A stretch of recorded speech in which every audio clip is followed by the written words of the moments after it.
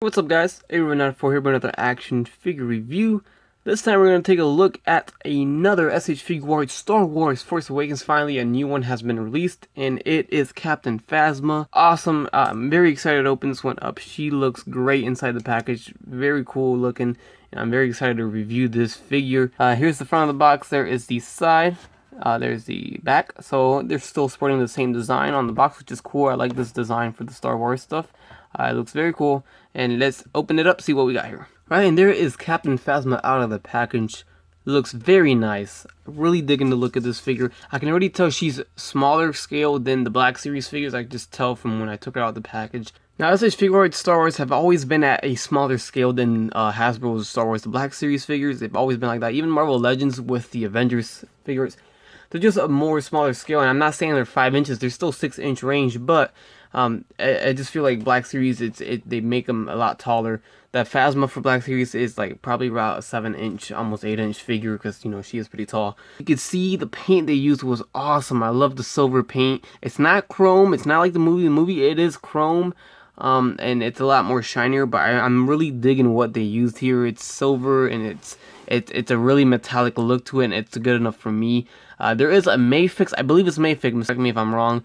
Mayfix just announced a Phasma that is totally chrome.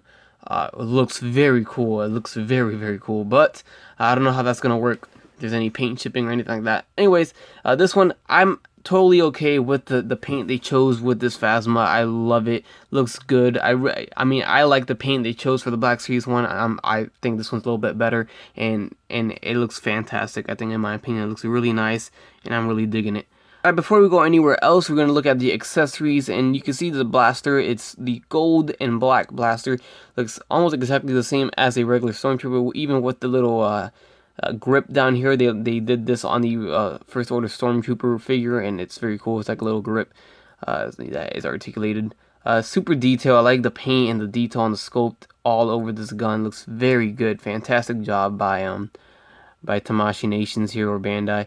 Looks very, very nice, and I really like how that looks. She comes with a couple hands, which is awesome. Here we have kind of a regular hand. This is kind of a hand like if you're just standing her up in a vanilla pose and she's just resting her arms down. Then this hand would be for that, just kind of like hanging down. Then we have this hand. I believe this is for the trigger finger, or to hold the gun. It's got the finger up. We also have a shoulder pad, and this is for the left shoulder that's covered right now. So I guess this is removable. You can remove the cape that she has on, the drape, whatever you want to call it, and put this on there, and it looks, you know, normal. So that's very cool, even though she never took it off in the movie. So here's the other side of the left hand for the resting hands. And then we have this hand, which is obviously to grip the gun. I would assume that this is to hold the bottom of the gun, like this. So here's a close look at Phasma herself. Very nice. You can really see that paint looking so nice. I really enjoy the paint on this figure. It looks very cool, and I'm totally okay with it, like I said. So you can see the paint all the way around. The sculpt looks very nice. I really enjoy how they made this figure. I honestly think that Bandai's doing an amazing job with this. You can see the detail on the cape itself. Look at that. Very cool. I like that. Going on to the back, you can see.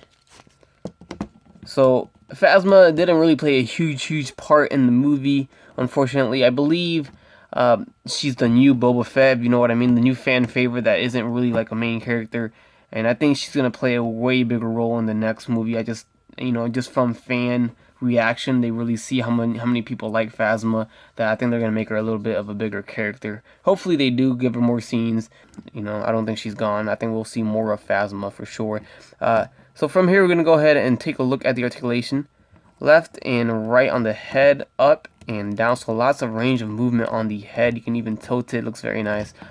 forward and back on the arm, in and out. The shoulder pads do kind of move and articulate, so that's good for preventing hindering. Upper bicep swivel, double jointed elbows right there.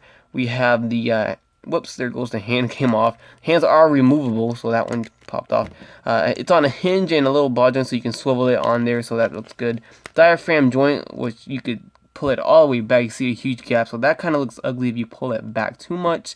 Don't want to do it too much, but you can see how much you can move forward. You can crunch it down very good.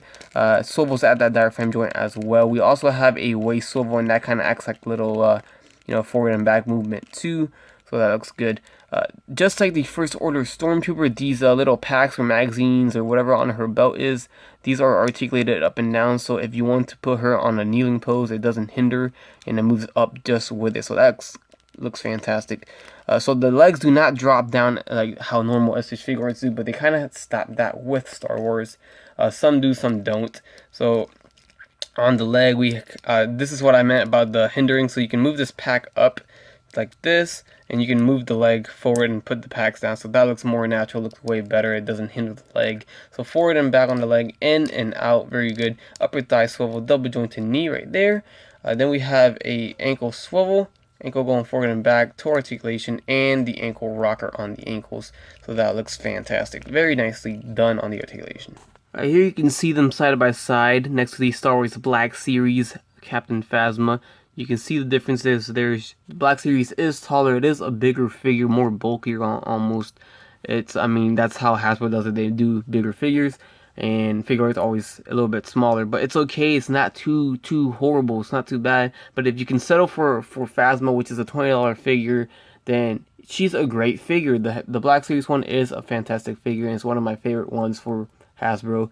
But I really like this Figuarts one. It's a lot more detailed. You can see the more detail on the figure, just comparing them side by side. You can see how much better the silver paint is on that. Alright, so attempting to pose her exactly the same way I posed the Stormtrooper, like in a shooting aiming pose, it was really tough because the gun on Phasma is a different gun. I mean, they look similar, but the gun has a stock on Phasma, so it's got that long back end. This one doesn't have a stock. This one does. So it was a lot harder to pose exactly the same, but I tried it this way, and they're kind of bent the same way. The legs are bent around the same, and you can see Phasma towers over the regular First Order Stormtrooper, so that is totally good thing. As you can see, it looks good scale, good size for Phasma. Alright guys, that concludes my review on the SH Figuarts Captain Phasma figure by Bandai Tamashii Nations. Now before I close this video off, I did find some more things that aren't good, and I just gotta say before the video ends here is when I just I changed everything out, try to pose her just like this in a regular pose with the gun. Those hands come off so easy, it is infuriating. Like the hands, if you guys saw further in the beginning of the video when I was showing the figure off, the hand came off. Okay, I didn't think big of it, but now when I keep I try to pose her up, every time I move the gun, trying to pose the gun up, the hands come off. Both hands come off. Easily. I don't know what happened this time around. I don't know if it's just my figure, but the hands come off easily, and it's just annoying. I mean, they will stay on. The wrist joints actually are really tight, so when you try to move it, the wrist joints, you got to really kind of push it a little bit, and the hands come off before the wrist joints even move. So I don't know if that has to do with it. I don't know if it's these two specific hands, and maybe these hands are better on it. I don't know if it's just mine, but it's just something I gotta mention in case it's it's a thing for everybody. But other than that, the figure's amazing. So with that said, I hope you guys enjoyed the review. Please leave a like, comment, subscribe. You guys have a great day. Bye. That's crispy.